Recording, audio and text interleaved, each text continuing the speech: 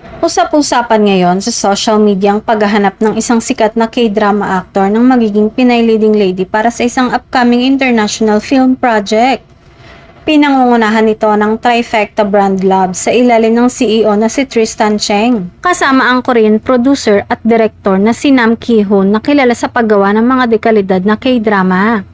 Ayon sa ulat, malaking bahagi ng pelikula, umaabot sa 80% ang kukunan mismo sa Philippines. Kaya naman, exciting ang oportunidad para sa mga Pinay actress na makapasok sa global project na to. Dahil dito, agad naglabasan ang opinyon ng netizens kung sino ang bagay na makapareha ng nasabing Korean actor. Nangunguna sa mga pangalan na binabanggit online ng kapamilya actress na si Kim Chu.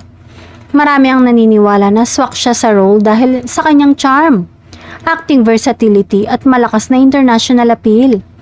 Hindi rin maikakaila na malaki ang fanbase ni Kim, hindi lang sa Pilipinas kundi pati sa ibang bansa.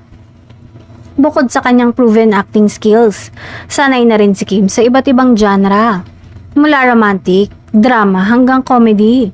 Kaya naman sinasabi ng fans na kaya niya makipagsabayan sa isang K-drama actor sa parehong emotional at cinematic na eksena.